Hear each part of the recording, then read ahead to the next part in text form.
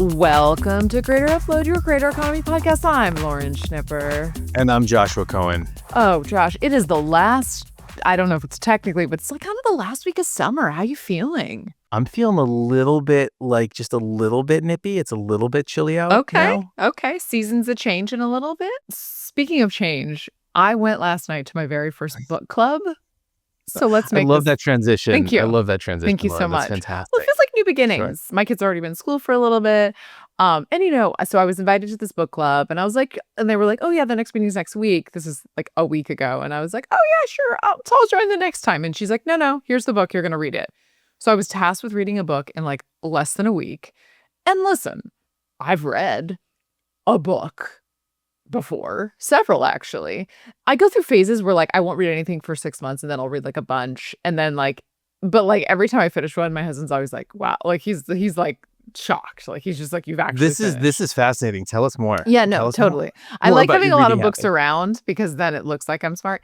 Anyway, I read this book in one day. It's called Broken Country, and I could not wait to talk about it. It was shocked. It's a Reese Book Club selection. I'm just saying, it was fun. It was ladies, it was wine, it was cheese. There was a moderator like doing it. I mean, I feel like I'm just at a new level of like mom suburbia.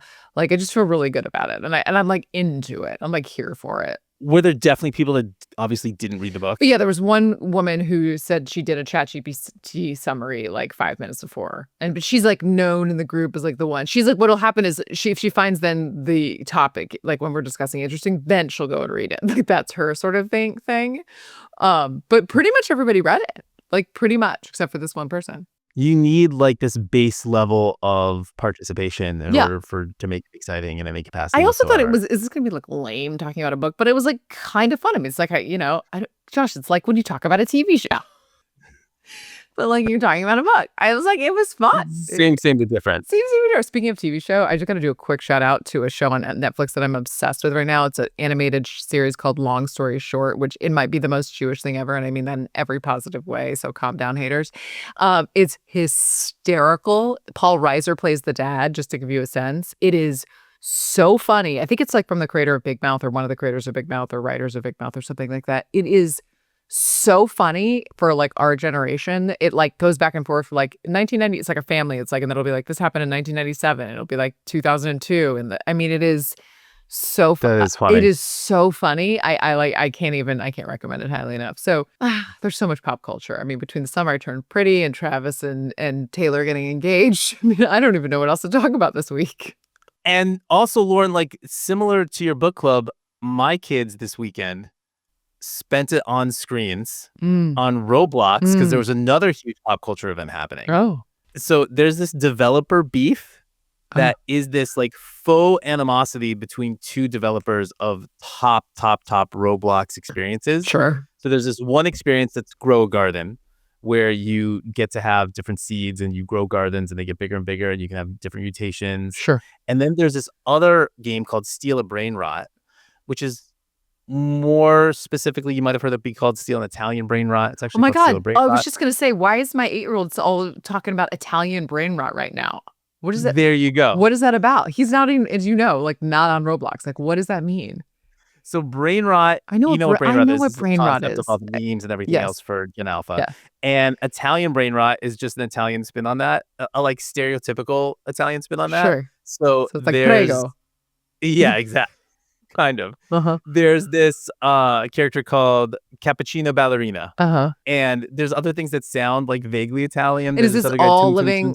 Is Italian Brainrot all living on Roblox? No, it was a popular meme online, and now what's happening because these devs can move so quickly, they take these popular memes online, put it into a Roblox game, generally apply it to something that pre-existed, like a game mechanic that pre-existed, and then they're able to get a huge amount of people playing this because of the memification of it, because it is in this gamified structure that was already working for something else. And so you'll see like Steal a Brainrot now, and there's all these different derivatives of Steal a Brainrot, but the original is still the biggest. And so they have this huge event this weekend, generally every weekend at 10 a.m. ET on Saturdays, because my kids try to schedule for it. Sure. There's this kind of event where the admins will just start giving away free, big, exotic, rare gifts. to everybody playing in the system at that time. And then there was this faux kind of rivalry that developed between the Grow a Garden developer and the Steal a Brainrot developer. And they said that they were going to, for all the people that were playing the game, for like every million new concurrent players that were playing the game, they were going to donate a set amount of money to MrBeast and Mark Rober's Team Water initiative.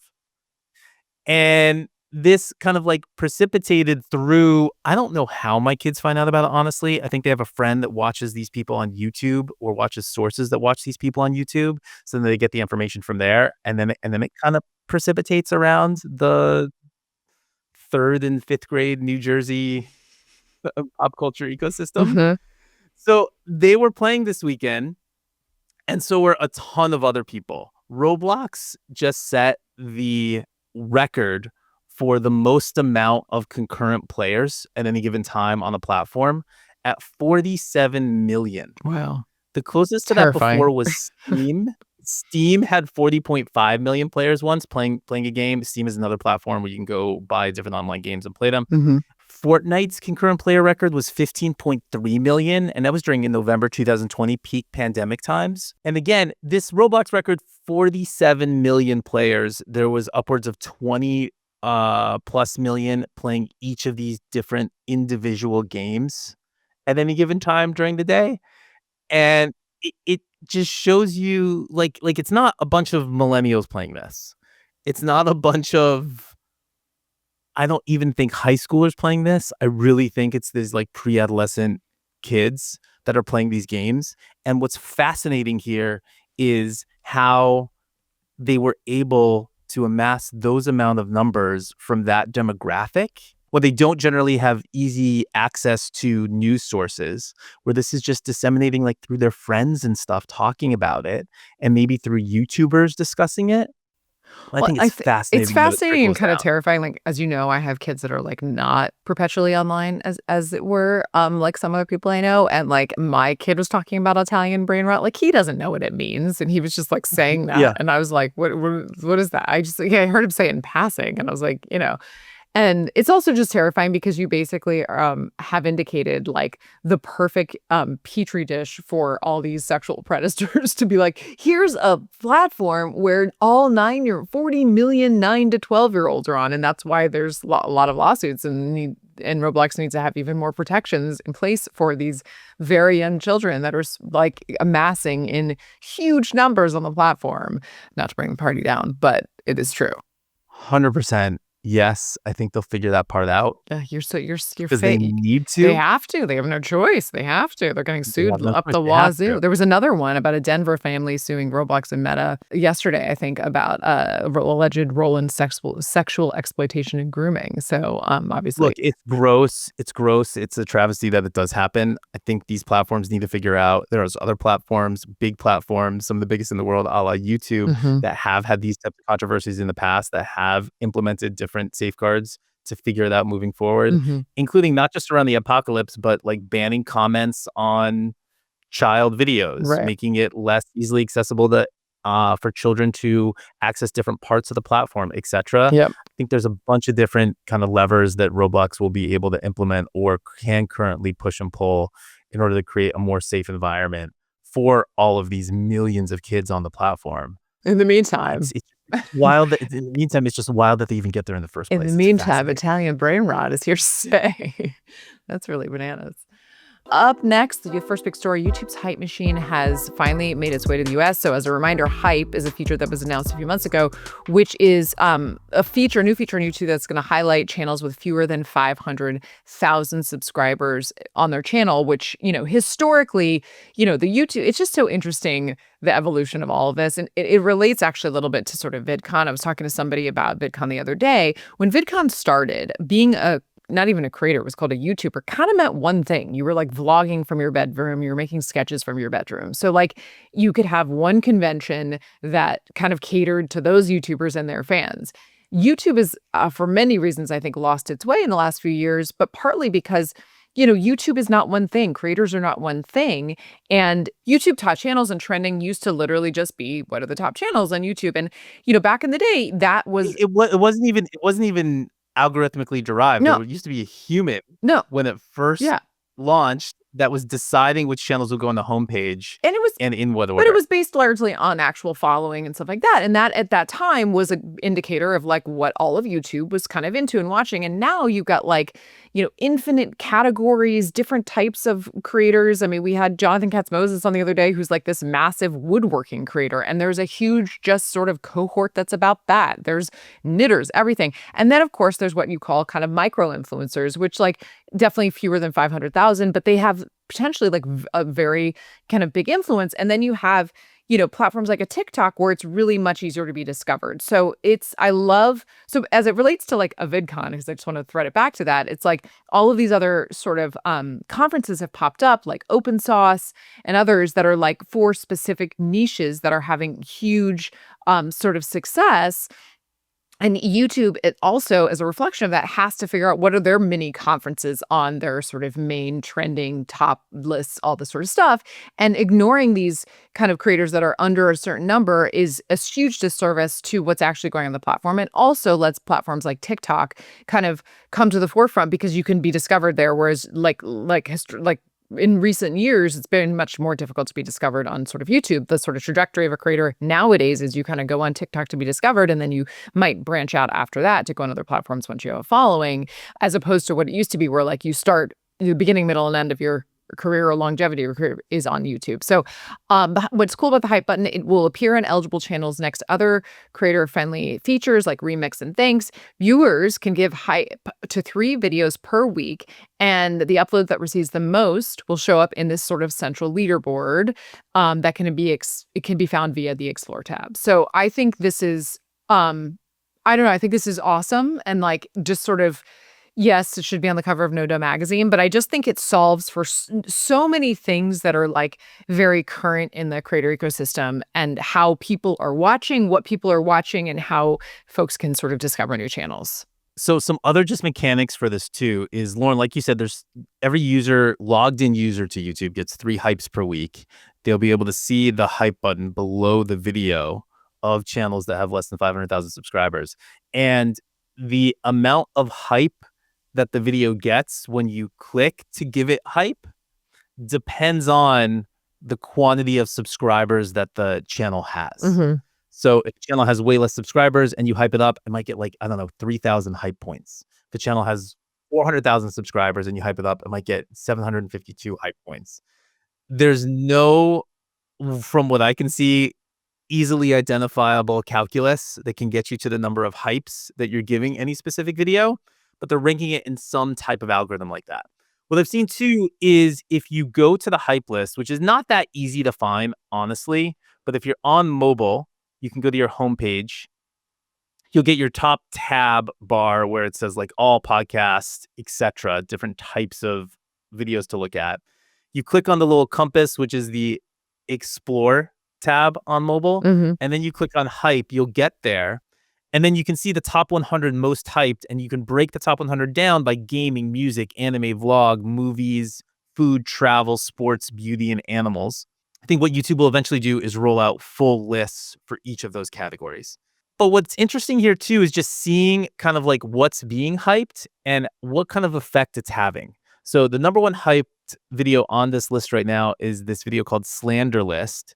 It says AI age verification just lost. We are fighting back! Exclamation point, exclamation point, exclamation point. The channel has 11,000 subscribers. This video has 121,000 views. Seems pretty good, although it's not offering like this huge, big, astronomical boost like you would have gotten in the past from being on YouTube's homepage or being number 1 on trending or something like that. Right. For instance, the previous video on this Slanderless channel has 14,000 views. One before that, 17,000 views. Before that, 58,000 views. Before that, 180,000 views. One from 2 weeks ago has 306,000 views. So it's in line. So like, wait, what is more popular videos? What did they get after they were listed? So this current video, again, that's hyped has 121,000 views. That's sorry, I missed that. Okay, got it. And so it's in line with kind of the more popular videos on that channel, but it's not having this astronomical boost. Right. You do also get this cool little bug that shows up below your video that says number 1 hypes, Right, number like 3 you hypes, get like number you whatever get a hype. badging or like yes, exactly. Well, Yeah. and that's interesting. Like in terms of what you're saying is like, what is the actual effect of this, right? Like, is this gonna, is this gonna actually do what creators want it to do? And will this actually like make a difference, material difference in their sort of trajectory and discovery? And if it doesn't, like that's gonna be a problem. YouTube has said too that in the past you get 3 hypes for free Mm. right now, Mhm. but in the future you might be able to buy more hypes in order to hype up your favorite creators. Oh, like I like the viewer can buy the hypes. Yeah. Okay. Correct. Yeah. I don't know how I feel about that. It's an interesting gaming mechanic that I think is prevalent on all of these other social media platforms, like giving people virtual gifts and all of this stuff. That I feel like something has always just like bugged me about that a little bit. It just feels off. Like, I understand you want to show your support to these different creators. I think it's different if you're a channel member and you get different kinds of access, or if you're able to like pin a comment in the chat because you've donated a certain amount of money to a creator. That creator then has a higher percentage chance of seeing you, calling you out. That can be really exciting, I imagine. But just like giving these virtual goods, I don't know. I don't know how I feel about that. We'll be able to see what the mechanic looks like and if they actually roll it out. Do you find that do you have an issue with like subscribing to a creator's Patreon? Is that a problem? No, I think that's fine because you're getting some other type of content for it. So I think there just has to be a proper value exchange here Mm. for YouTube to feel like it's not just kind of like a cash grab like some of these other platforms I don't know. are. People's got to make money. You know what I mean? They got to get discovered. It's also interesting. This is the first kind of like gaming mechanic Mm-hmm. that YouTube's introduced to the platform, or at least Probably not the outright. first. I feel like If you think of it in terms of like something the user can do to actually influence immediately this yeah. other action on the platform. Yeah. Like you can subscribe, you can comment. Those are all types of gaming mechanics, I guess, if you want to zoom out or squint hard enough. But this is the first one that's being introduced to the platform that has an actual cause and effect here Yeah. that the user can see instantaneously. Yeah. Which also puts this now YouTube app more in line with, I mean, have you been on an app that's like originated in China, regardless of what it is, like Temu or Shein? Or also, I have these lights, these Mm. LED lights, like Mm. LED Christmas lights Mm. that are made in China. And so there's this Chinese app for it where you can control each individual light. Mm-mm. There's like gamification going on that app. It wants you to Really? like spin wheel to win different Oh prizes. my God, you're such a tool. You're such a you are just a tool, and you're a pawn. You just like you're doing anything that they tell you to do, man. Don't you see what Yes, they're doing to you? They're uh, gamifying everything in your life. Oh my of God, course, you're just so of course. susceptible. Like I I didn't. know, but that's But that already you prevalent and like standard I on other apps understand, but in you're other like countries. I would And think this you is would the be more first. aware. I feel like you're just like, "What? This is amazing. There's games for everything." I don't think it's amazing. I think it's just interesting, and I have played them for a little bit before. I don't Yeah, play no, them at you all definitely anymore. have. Like, you're just like As just an educational experience, yeah, no, sure. an Yeah, totally. intellectual Oh, enterprise. yeah. No, market Like, research. why am I playing a fishing game on this Chinese app that controls my LED Christmas lights? I have no idea. But it's so prevalent why I brought it up is because it's so prevalent in that Understand. ecosystem, I and I think this is the understand. first time we've seen it on the world's largest video sharing site. It could lead to a lot more of this. I don't know. We'll see. It's obviously working for other I mean, I people, think so this might is work for us. mostly to me, this is mostly about the anything. It's just obviously discovery and stuff. And this is like, I'm into this. I really like this. I like this as a sort of reflection of what's going on in the larger ecosystem. I'm here for it. Next up, another big news with YouTube. So they've got a lot of big plans for this year's NFL season. And being the lady here, I'm going to pass it over to Josh to really describe what's going on. I don't know if you get to say that and then be upset when I interrupt you. Of course I do. Go on. So YouTube is doing a lot for this NFL season. On Friday, September 5th, they have the exclusive distribution rights for the kickoff game for the season, which is the Kansas City Chiefs versus the Los Angeles Chargers. That game is going to be live broadcast from Brazil, and it's going to air free to the world on YouTube's NFL channel. And it's going to be a more traditional broadcast, but yes, they are incorporating lots of creators. Like Destroying is going to provide some sideline commentary for the broadcast. Cat G, hugely popular musician, especially on YouTube, is going to be performing during the halftime show. And the broadcast itself is going to be led by a commentary from Super Bowl winning quarterback Kurt Warner and longtime broadcaster Rich Eisen. But what's different about this too is that you're going to be able to watch it on not just the NFL's YouTube channel, but Mhm. other creators' YouTube channels too. YouTube has announced that there's going to be several of these alternative feeds available to watch the season's kickoff game. They'll be hosted by huge streamer iShowSpeed, comedian Tom Grossi, and then two Spanish language YouTubers, Robert Grill and Scabechi. And they're gonna be doing it with the Watch With feature, which was announced in 2024, which, is, a feature that lets creators add real-time commentary to live video, and obviously, initially, they always planned on targeting sports. I think it's an incredibly interesting rollout here that could have just consequences for distribution forever forward. Because this kind of co-watching, co-streaming, co-viewing with your favorite fans has been prevalent on basically any platform that offers live streaming for the last couple of years. Also on television platforms too. Like there's the Manning cast where Eli and Peyton Manning will watch a game with you and provide their own commentary if you don't want to hear it from the official broadcaster of that specific game. On Twitch, people will do live commentary of the games all the time. They've skirted around the rights issues by just like not having the sound on, having the game actually off screen, and the cameras pointed at the actual creators that are watching the game, providing the different commentary. This happens on YouTube all the time too. So, one, the innovation here is that it's official. I'm assuming that the four co-streamers here, co-broadcasters, will have access to show the gameplay footage live as it's happening on the official NFL channel. And the second innovative thing about this here is that just it opens up a whole new distribution strategy Yeah. for these big live events. Twitch has been doing this for a while.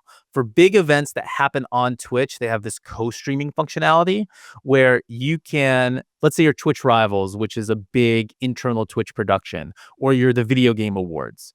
You can basically take your official stream, distribute it out to whatever other streamers you want. They show it on their stream. They get content for themselves, and the numbers get aggregated automatically on Twitch's end Mhm. into one big number. So you can have the numbers from the official stream and then the numbers from all these aggregate streams all together. So what I'm guessing here is that YouTube is going to distribute these streams to these different platforms and then have one big number that's for how many people watched kind of concurrently and total on the official NFL stream, and then another number for everybody who watched across these 5 streams.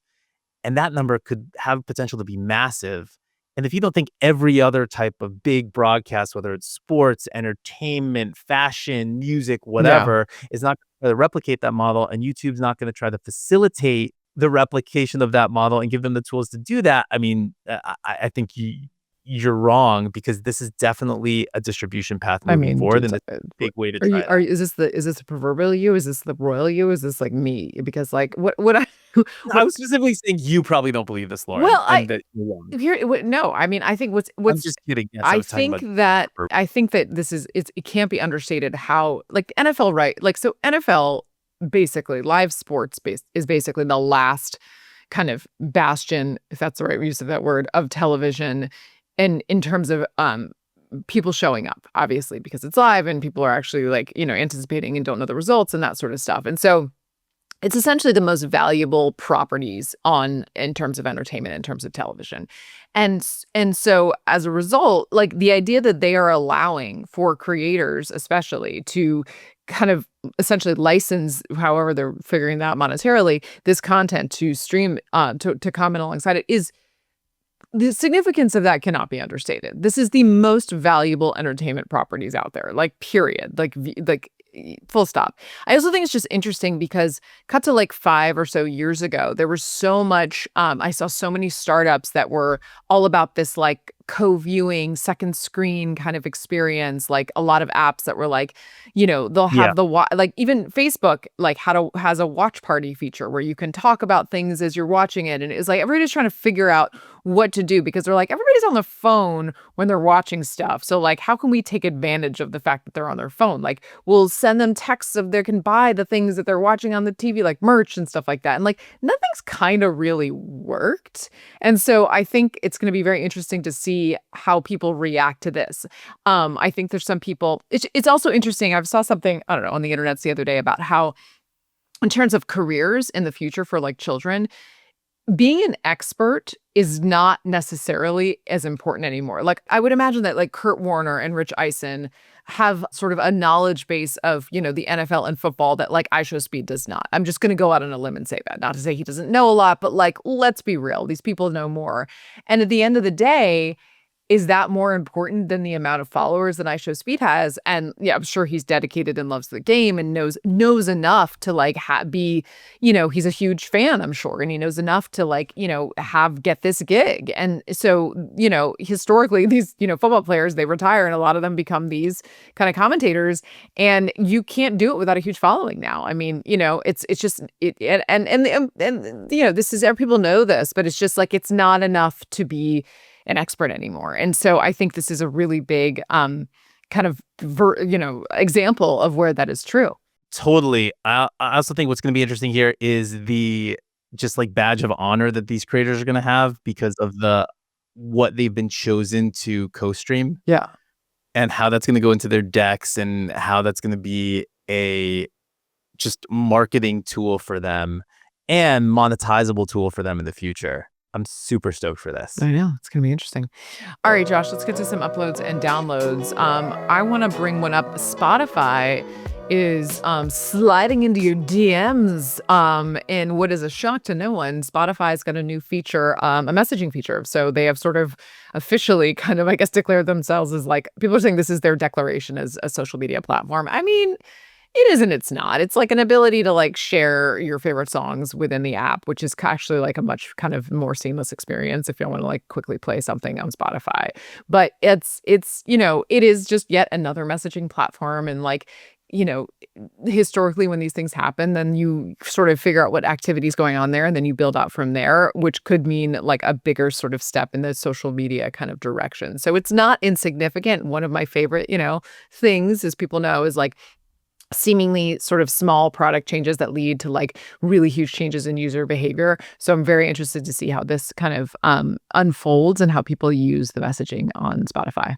Just makes sense. I wonder why they haven't done this earlier. Like, you're sharing music with people. People love to share music with people. Why would Spotify happen off platform? I know. Well, because I mean, like, it's a whole new feature set, right? So you've got to prioritize what you're building in these platforms, and and then you got to also figure out how you're policing it or not policing it, and then it might be easier just to like, which they have partnerships with like all like sort of major apps. They don't necessarily want to compete with them, and so there's a lot of things to consider. It's not necessarily like, oh, is this so hard to build? It's just like you can't build it and then like walk away. One can, but then that's going to be a really shitty experience. And so you have to just be really, I mean, there's a lot of really, talking about kids and protections and stuff. There's a lot of things you really have to think about. And also, since it's not a social media platform, I don't know this for sure, but I'm pretty sure you can be whatever age to be on Spotify. So it's also like, okay, these are going to be kids accounts and this and that. So like, it's like, this is when I joined Facebook 100 years ago. And I remember when I wasn't in obviously a technical role and you had to go to orientation and they teach you about how to file a task. Like if something breaks on the platform, you as an employee, no matter who you are, you could literally file a task. And at that time, and I'm sure this is not the case, you could literally make it such an extreme sort of breakage in the app that it would go directly to Mark. Like there was like a thing, it's like never press this button, because when you do, this is going directly to Mark's desk, like literally. And so I remember sitting there being like, Facebook, why would I ever do this? Like, does Facebook even, like, this is so weird. Like, because I was just a user up until that point. That shit breaks all the time. There's so, I mean, all the time. And so like, same with this. So the more features you build, the more, and then this is to do, you have a whole host of policy kind of, things you got to figure out with this. So to answer your very cute and quaint question, why have they not done this sooner? It's not that it's not that easy. It's not that easy. Yes. What also I think is worth noting here is that this could be the foundation of just whole new monetization streams for Spotify. Like you could text your friends and gift them subscriptions. You could buy concert tickets through this. Totally. You could totally give more to individual musicians. Musicians could then interact with their fans on Spotify in a greater capacity.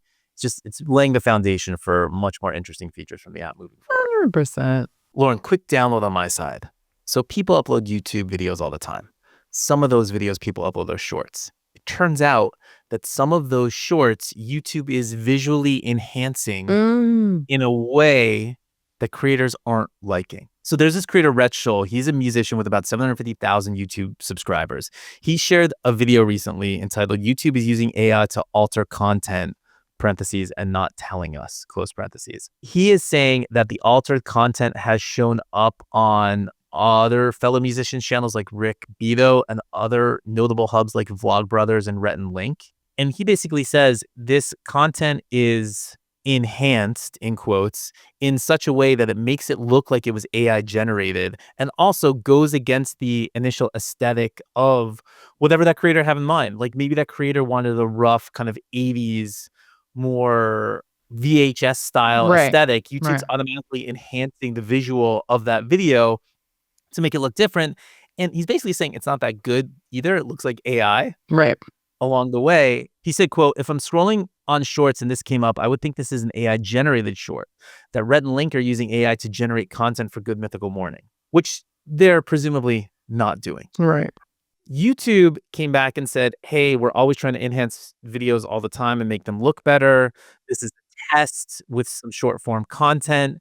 We are trying to, quote, unblur, denoise, and improve clarity in videos to provide the best video quality and experience possible." I get it.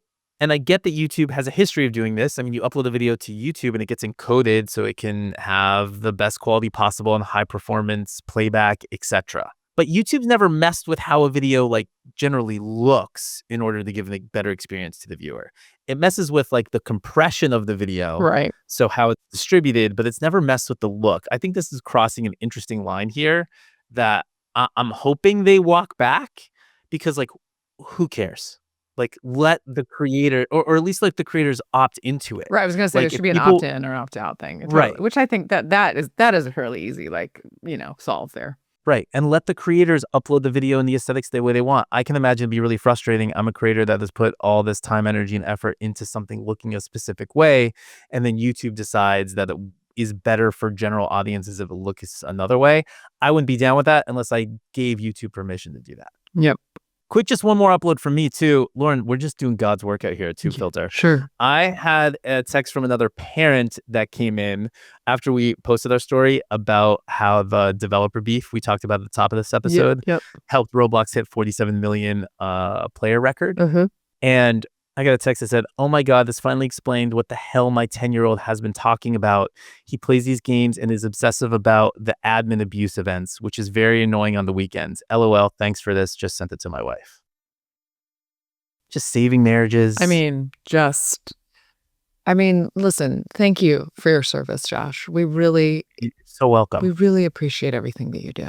You're so welcome. I also did that as just a subtle nudge that, hey, I'm not the only person that has their kids like glued to a screen. No, I would assume that you would find the others that do that. Yes. Yeah, totally. One would assume you found your people. All right, Josh, I think we did it. Lauren, I think that's it. I'll see you trying to connect with your children by saying tralalero tralala or bombardino crocodillo.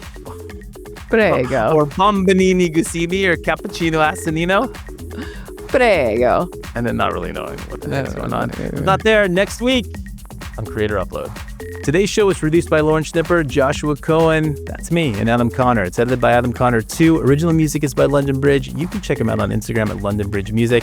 Make sure you subscribe to Creator Upload right here on YouTube, on Apple Podcasts, as well Spotify, or wherever you're listening. While you're there, give us a rating and leave us a comment. If you want to talk, hit us up at info@creatorupload.com. If you like our show, recommend it to a friend. If you love it, just tell everyone. Thanks for listening to Creator Upload, and we will be back next week.